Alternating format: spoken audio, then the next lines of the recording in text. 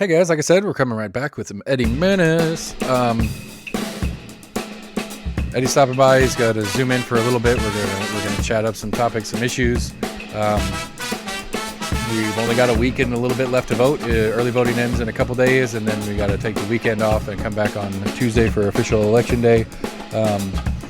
Eddie Mannis is running for District 18. Those of you guys who follow us fairly closely saw my post about the bajillion flyers and whatnot that I got for this race, and they continue to come in almost every day.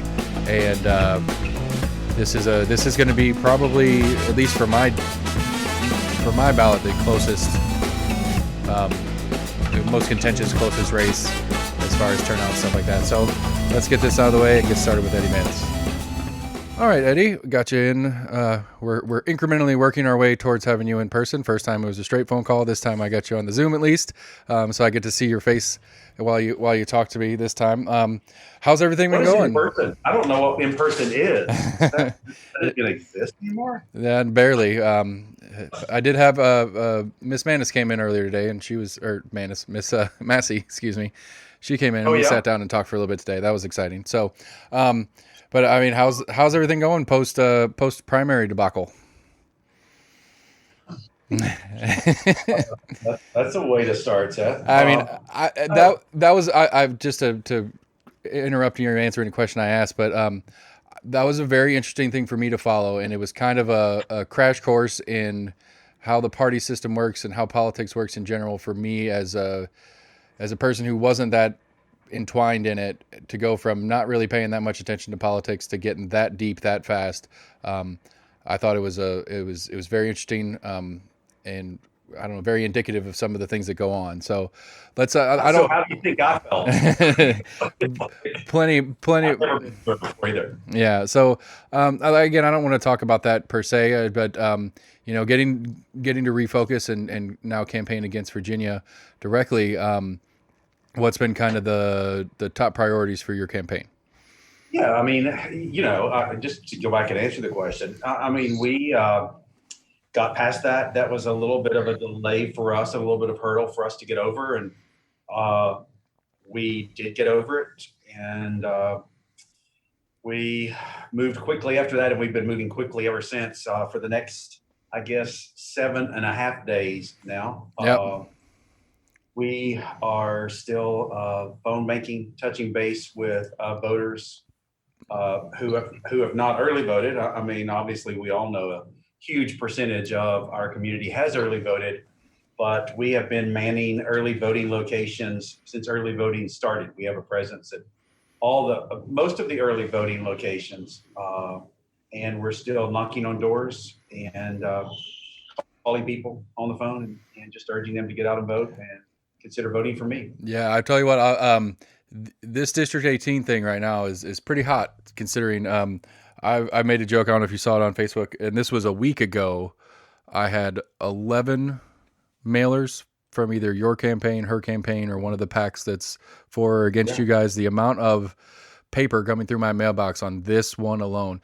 I've been making the joke, I've had like 2 Renee Hoyas, and that's it. Everything else has been you and Virginia Couch stuff. Coming through in bulk, and my Facebook feeds loaded with you guys and stuff like that. So obviously it seems that the powers that be feel like this is a pretty winnable race for either side, that it's not a runaway like some of the other ones that are more traditionally party A or party B every time, whoever gets there. So I don't know what, like going through all this stuff, one of the things to me that I find curious about all these mailers and stuff, like obviously your campaign has your mailers and you approve of those. But some of these PAC ones, is there anybody that even bothers kind of running it by you or your campaign on whether or not you're okay with them saying certain things about you or your opponent? Seth, and a lot of people do not understand how that works. Neither did I when I first started. But any third-party mail, regardless of who it's done by a PAC, whether it's the Tennessee Republican Party, whether it's whatever, Tennessee Tomorrow, but specifically, we never see them unless we get one in our mailbox. Right. We have no idea what they're saying. And I won't go as far as it's illegal, but if they shared that with us, and I think this is how it works. Obviously, I'm not the expert, but I know for a fact they can't share it with us. If they shared that with us and we collaborated on the message, Oh, that then makes it they part have of yours. to bind that to our campaign. Gotcha. So I mean, if it comes from us, it's not going to be negative. And if Right. it comes from us, obviously I approve it. But if it doesn't come from us, then I don't see it until the voters see it. Right. Yeah, because I mean, they get some pretty vicious ones, and like I got one here in front of me because I pulled it out specifically because it's um, it's very it's very misleading in the way it words everything it's talking about, and it talks about it being a bipartisan, and it tries to pretend like it, but it's very clearly a pro couch mailer, um, and just some of the stuff, the way they word this stuff, and I mean they're the spirit of the question's not bad, but then they word them in a way that makes it sound like you're worse than she is on the same thing and stuff like that. And so, again, like we talked about first time, I'm just as curious about the process as I am the person going on right now. And I think for me, this is especially exciting because this is me. I get to vote for you or Virginia coming up here. Um, and I'm trying to suss out, who's what. And with the amount of information I'm getting, trying to figure out which one's real. Because they like to use these really weird titles like the Tennessee Small Business Alliance, which is a part of the what did it say it was the oh, now I lost it. Anyway, it was one of those that it's one of the PAC groups. It's just a fake name they throw on there to make it feel like it's Have you something it isn't. researched that? Say Have it you again. researched that? Have you researched that? I was reading through it and it says on it that see, I lost it, but it says that it's the Tennessee Small Business Alliance, a coalition of small business owners who are investigating. But it's a project of Forward TN. It's really, I mean, because I went through the same thing. That mailer looks exactly like a mailer that was used during the mayor's race. Right. I mean, almost identical. So we did some research on it, and it is, Tennessee Small Business Alliance is a group of environmentalists. It's Okay. actually, and it's kind of like it's misleading. The Tennessee Small Business Alliance seems like it's more for small business, and it's really not. I mean, I have the NFIB endorsement, Right. and And even with that, you read through the questions on here, only one of them's about business anyway. One of them's a minimum wage question. Everything else is, it's the voucher conversation. It's an abortion question and I guess the insurance, the paid family leave thing is sort of a business question because the businesses will have to manage it for their employees. But yeah, I mean, it's very misleading. And I hate that as a constituent, especially because me, who's actually taking the time to really dig into this, I have a hard time keeping up with it. And imagine, my mom who doesn't pay attention, from Adam, and all of a sudden she's getting pounded with all this different information and how to suss all that out logically. And I don't know what the right answer is. I'm not asking if you know what the right answer is either. It's just a reality of free speech, I suppose. But I guess I take the responsibility to try to show some of this off to the public to say, hey, this is specifically, this is somebody who may or may not have any contact with the Mannis campaign about whether they want this out there in the zeitgeist, if you will. And so it's pretty, I don't know, it's pretty gross to me how misleading it is to kind of put a pin in that. So, we talked last time about some of the vaguer, like what is and what's not, but it seems to me, and again, this is getting some of this information off these mailers, that this voucher thing is pretty high in the conversation point. And as far as, at least, let me see if I can phrase that better. It seems to me that that different parties believe that it is an important issue to voters. So I guess the first question is, do we feel like this is actually something that is going to be high on the list of things to do when you take office, as far as not you personally, but is going to be an agenda item in the coming year? I think it will be probably an agenda item in the coming year just because the courts have ruled that, just having it, I guess, piloted in Davidson County and Shelby County is unconstitutional. So they're going to have to, it's probably going to the Supreme Court. That'll be heard there. So who knows how long that will take. And I've said for a while that the whole voucher thing, it's a kind of a polarizing thing, but I do not, I would not do anything. I was waiting to see the results from Shelby County and Davidson County because I wanted to see if it had a negative impact on the public school system. Hmm. I have I have a sister who's a second grade teacher in the public school system. I'm not going to do anything to hurt public schools. But here's a good example. And I'm not the expert on vouchers, and neither is my opponent. We can say we're not voting for a voucher bill. Well, we don't even know what that legislation looks like if it Right. comes before. So how do you just absolutely say you're not voting for something if you don't even know what it looks like? Well, I guess That's the kind of but quickly partisan kind of answer. right, but I guess the better way, I guess the way you could answer that question directly is if the question is, do you support tax funding going to private schools? That's kind of one of the ways they like to word that question. It's still the same thing. I get it. Yeah. But That is bothersome. And I was having a conversation with someone this morning.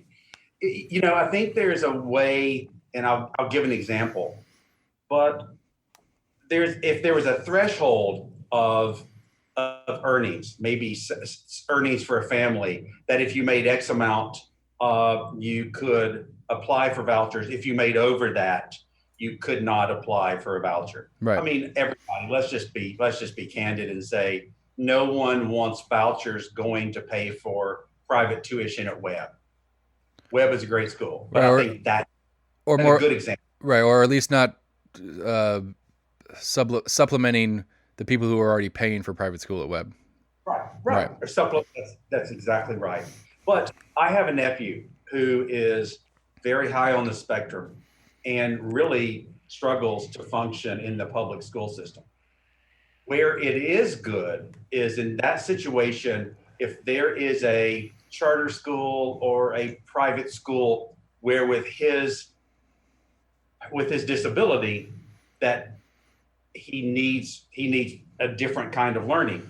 Vouchers to help that situation. Right, because it would logically be easier to have a school specialize in a certain set of students Yes. and making that available and not being a public option because it would be too expensive for the county school to take on a specialized school, but having that as a private school, but having the voucher available to a student like that to be able to get into that school makes sense to me. I don't know where I sit on vouchers. I guess I'm kind of like you, is like I'm an accountability kind of guy, and I like the idea of my principal being accountable to me, and I can yell and scream and tell her all the things I want to tell her.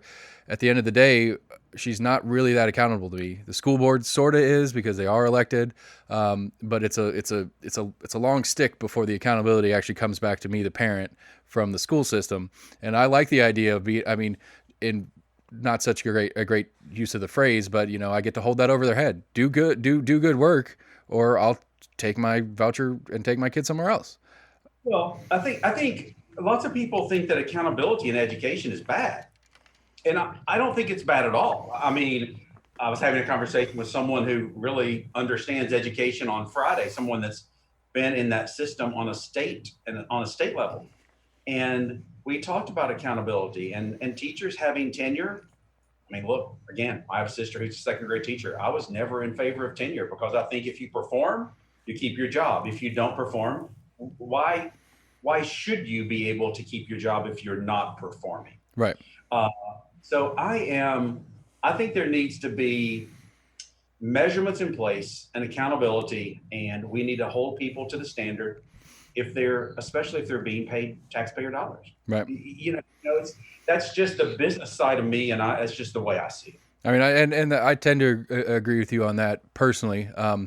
So that kind of moves into, since we start talking about money a little bit, just to push on to another one of the major topics that seems to be floating around. Which again, I don't know if it's actually a legit topic on whether or not the state is going to change the minimum wage, or we're going to wait for the federal to do so. So again, same format as the last question. First question: is this something you think you're going to see in in session, or do you think this is just something that's kind of thrown out there as a rhetoric piece for the campaigning? I think it's a rhetoric piece. I don't think it's going to be changed in session. And I kind of live this every day as well. And I get that the minimum wage, there's a faction that thinks the minimum wage should be increased. I live it every day. For 36 years, I've lived it. And supply and demand drives minimum wage. And so many people, and I've asked this question, and I asked this question during the mayor's race. Find me a company who is paying a 25, 30, 35-year-old with a high school degree, and maybe not even a high school degree, I think minimum wage is $7.25 an hour now. Find me a company that it fits into that scenario. You're going to be hard pressed to do that, Right. because we have such a hard time now finding employees that it's almost, name your rate of pay. With us in the service industry, our average hourly rate of pay right now in our industry is about, for us, $14.30 an hour. Right. And we provide benefits. So just the health benefit alone for our employees, that's about $2.50 an hour to that. Right. And So yeah. One of the things I was thinking about it too is I was reading an article. I don't recall who it was, but they were talking about, Bezos and Amazon Bezos at Amazon was pushing for the federal minimum wage raise, and it's like, why would he do that as a business guy? But the article goes on to talk about it. If you think about it, and you could theoretically fall under this example, but it's actually good for him because he can afford it. It's the new guys that are trying to fight him that need to start off with the lower wage people. And, like my business partner and I were talking about, it's like, look, we could get away with it. And some new shop opening up, try to compete against us, they're going to have a really hard time paying a $15 minimum wage, where it's more than I think the job is worth and what we do and blah, blah, blah, blah. But but we could make adjustments to make it work, where a new company is going to have a really, really hard time doing that. And so while, yeah, the people that are working are making more, but there's going to be a lot of people that don't have access to jobs because less jobs are going to be available and stuff like that. Well, and that's going to be the problem. But in my situation, during the COVID pandemic, post-COVID, we have 100 employees. Prior to that, we had about 150. So the challenge I see, let's just say federal does do that, and they raise minimum wage to $15 an hour across the country. Well, it doesn't make sense that the minimum wage in Knoxville, Tennessee is the same as it would be in wherever. It doesn't make sense to me that it'd be the same here as in Nashville, let alone here as in New York City. And I think it needs to really be more of a state thing. But the challenge we have is now, if minimum wage goes to $15 an hour, those people that are making $14.35 now, are you going to keep them at $15 an hour, where somebody coming in and starting on day one is going to be at 15? No. Right. Those are going to have to go to like 17, 18, 19. And so I don't understand how people think that's not going to, inflation is going to skyrocket, right, because the cost of products have to go up. So the people you're really trying to, in theory, you say you're trying to help, the net effect of that is zero. Right, because they'll pay respectively for whatever they buy on a day-to-day basis. And actually, here's the sad part: who really wins would be the federal government and income tax. That's who would really win off of raised minimum wage. I don't know how many Americans are being paid minimum wage, but now their payment into income tax doubles, and the federal government gets to take that and spend it poorly like they do everything else. That's an opinion. I apologize. But that's one of those things to me that I don't think people think about it that way, and that it almost seems as it's a raise for the federal government as much as it is trying to take care of the workers under that picture. Yeah, and I just don't think it'll be something that will be heard in the legislative session in 2021. I think it kind of is not a pro-business kind of message, and especially right now, right, post-COVID, I don't think you'll see the legislative body go down the path of trying to do something that is not pro-business. Right. Because and right. So moving on then, because that's one of the things that I've become acutely aware of the more I'm looking at it. It's like, okay, this is something to talk about. This one being an example. it's something to talk about, but it's not something that's realistically on the table. So why are we talking about it? Because it gets people excited, it gets people activated to go out and vote, even though they don't realize that that's not really what anybody's doing in reality. So on that one, I mean, I did go through and see where Gloria Johnson had put this out a couple years ago, and there's discussion of it coming back as that the paid family medical leave. Now Jane George was describing it to me, and again, the business owner in me comes out and it's like, as much as you say it's not going to cost me any money as the business owner, it will. And I don't understand. I don't quite understand how it's going to. I don't know. I feel like that's it's a personal decision to prepare yourself for an instance, I guess.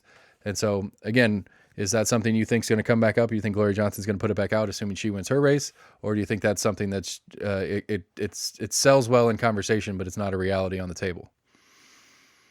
I think it's just like minimum wage raise. It sounds good. It's a great soundbite. It's a great tactic to maybe excite voters, but it just doesn't work. And it's not because, look, I want my employees to have everything I can give them, and I think most employers do, because again, it's like I said before, we're having to compete, and it's really hard. It's hard to find employees, period, whatever industry you're in. So the benefits, I mean, and I said this last week, when you have people that don't even provide health insurance for their employees, and they're in the same party that really now wants to provide paid family medical leave, you know, let's I mean, it's deal a question with. of who's administering it, and that's I think why certain people like it for their party's sake, because it would be the state administering it as opposed to a private company. Right. Yeah, and so I think we have a moral obligation to take care of our employees and their families. And I mean, from a health insurance standpoint, look, I have employees that didn't have health insurance before they came here, and they have garnishments right and left just because they didn't have insurance. And it's health bills that they have that now they're paid for. And some of them have been bankrupt over just medical bills. Yeah, And I mean that's the number one cause of bankruptcy nationally. I believe is one study I was looking at was talking about it. The number one cause for bankruptcy is emergency medical bills. yeah, Which makes sense. I mean, and that's something, and I guess going into the medical side of stuff, like we were talking about this on the big show this week, and this is normal for a number of topics when we get into politics, is that there only ever seems to be the status quo and one solution ever talked about, and so it's always this single payer thing is the medical answer. It's like my issue is it's not who's paying for it, it's how much it costs. And I don't know, that's one of those that the free market to me is like, well, it should cost what it costs to do and whatever. But like, it just seems that the system is so intertwined and stuck on the way things are and how to break out of the way this system is to get costs in line to what they should be, instead of trying to figure out who's going to pay for it. Because the great quote of every dad ever is, there's no such thing as free lunch. Somebody's paying for this insurance or medical coverage somewhere. So how do we get well, the cost in the right line? and I think that goes back to what we just talked about, accountability.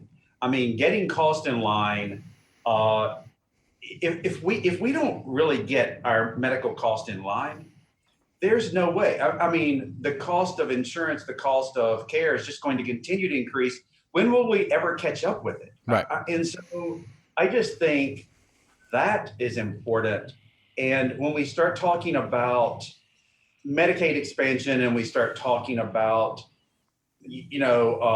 adding more people to Medicare or to insure TennCare, who pays for that? Right. And it's the taxpayer. And look, if somebody needs that insurance, they're not employed, they can't be employed, then I'm all about whatever it takes to make sure they're taken care of. But I also think of my 87-year-old father who is on a tremendously fixed income. And is he not paying for that? and he's struggling in himself trying to pay his expenses. So now we're going to have to raise taxes, uh, good possibility, just to take care of people's insurance. Right. And it's paid for by the taxpayer. So that's the problem. Right. And again, it's like it's what is the like nobody's presented another solution, and that's one of the things that frustrates me. And I'm not asking you to currently, but it's like every single major issue conversation that we have politically, it's like it's always the status quo and this one solution. And so this is the only solution we talk about. And if you try to talk about another solution, you're I don't even know how to word it. It's like you're accepting the status quo. It's like, no, the status quo sucks. We all agree the status quo sucks. But You know what I think that is, Seth? I think if you get stuck in the partisan rhetoric, yeah, that's all you know. And so I think when you really get into the partisan rhetoric, you close your mind to whatever. And when you close your mind, it is just one way or the other. right. I My mean, team says this is the right way, so I'm going with it, or my team didn't come up with it, so it's wrong. yeah. I Yeah. mean, and I think it's important to be, I refer to myself as a conservative, independent thinker. And I think we're going to have legislators who are independent thinkers. Nothing wrong with party affiliation at all. I don't mean that as disrespect to party affiliation, but we have to open our mind and say, it's not what's best for the party. It's what is best for the people we serve. Right. I think Matt Shears, when he was here, he said it best. He said he's the the Democratic party chair here in the county. He said I hate working with candidates who like to campaign but don't like to govern, because they play all party, and a lot of times people forget that, and this is in general, not just what Matt was talking about, but they forget that once elected, you're not representing the party that helped you get there. You're representing that populace, and I could totally understand that that's it's uh, a tough balance beam to stay on, because at some point there's another election on the conversation, and so I don't know what the solution to that is, other than a better engaged citizenry that can see, that doesn't need to depend on the machine pushing candidates around, and then actually see candidates doing what they should be doing, instead of it being a perception game that we like to play with the media right now. Well, I think that if you look at what I've been through the last 8 months, it's pretty obvious that I'm not one of those that would just toe the party line all the time, or whatever the party response is. It's obvious that I am an independent thinker, and it's obvious by what I've gone through the last few months. Right. And as we discussed last time around here, I put myself more of a libertarian than anything else. And, I think it's unfortunate for us as voters that we don't have that option. And, if you decide to run again, you should run as an independent and not as a Republican, just because they don't deserve your time. But I think it's one of the things that's missing, is that idea, like you're saying, like of having an independent critical thought process. Yeah, I might be mostly in line with a party, but since there's only two options, you have to fit in the box. And I think that's a disservice to me as a voter, is that if you don't perfectly fit in the box, then you're not allowed to be an option. And it's like, well, no, I want people that are willing to, I got in trouble on this week's show because I threw out an idea on how to fix some of the medical cost issues and stuff like that. And it's absolutely unlibertarian to the core. I literally said the phrase, the government should do X, which is as far from libertarian as you could get.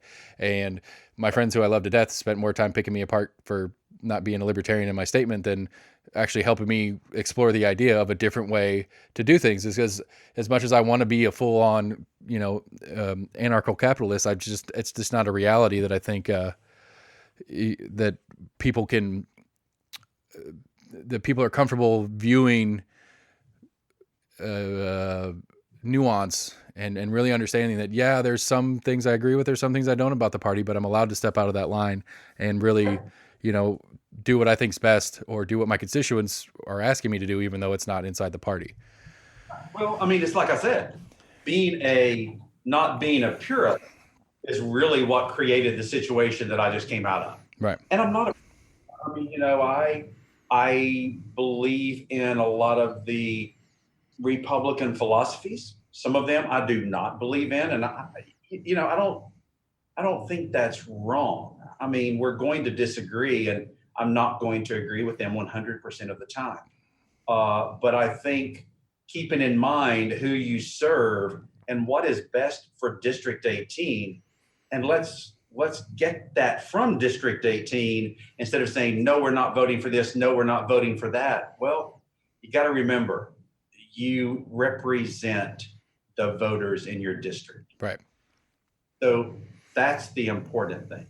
And it's hard to say I'm not going to do something unless you have polled the voters in your district to know what they really want. Do you have a method for that? Well, polling the voters in the district, absolutely. It's done quite often.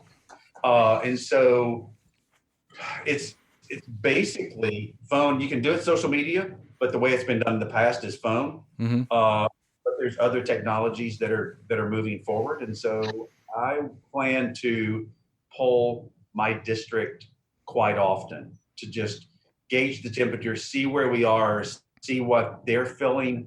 And I think that's the way that you become a good representative. Excellent. All right. Well, you're busy and you got stuff to do, and you gave me a heart out, and we're right on that time.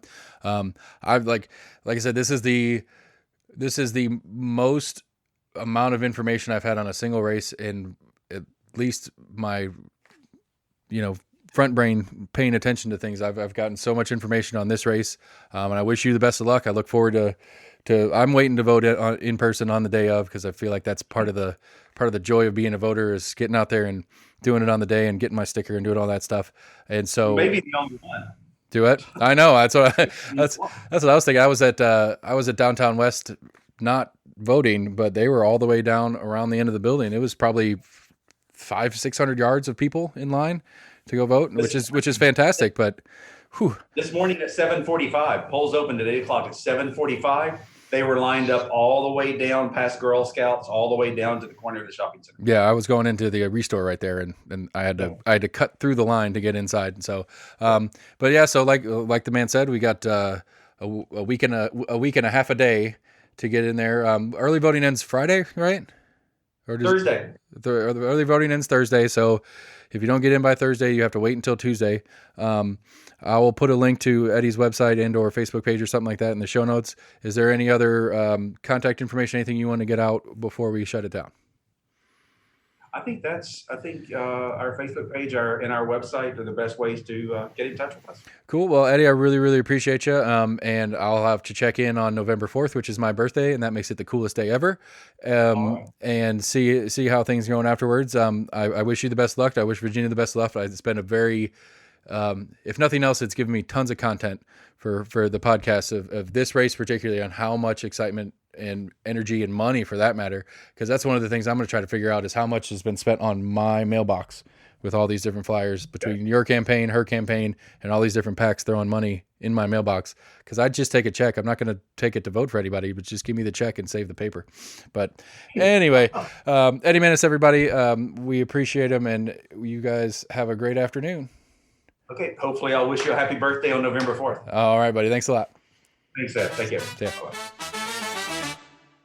And that was Eddie Mannis, everybody. Appreciate him for stopping by today. Got to talk about some good stuff in there. Didn't mean to poke him about the whole Gina Oster situation, but it's been quite educational for me in trying to understand how the system works and all the different parts and pieces and stuff like that. So that was nice. We were almost in agreement at gmail.com. Find us on Facebook, Twitter, or YouTube. Shoot us an email, like I said, or we're on most major podcast providers. If we're not on one you like, shoot me an email. I'll see if I can figure out how to get on there. We've got a week. You got 3-4 more days this week to vote, and then we take a break over the weekend, and then election day is Tuesday. We hope you found this informative. We hope you learned something new today, or it helped clarify a decision that you wanted to make. We appreciate you guys for listening. I'm excited to hopefully help educate people on their candidates and how the process works. So again, we're almost in agreement. We appreciate you guys for listening in. Have a great day.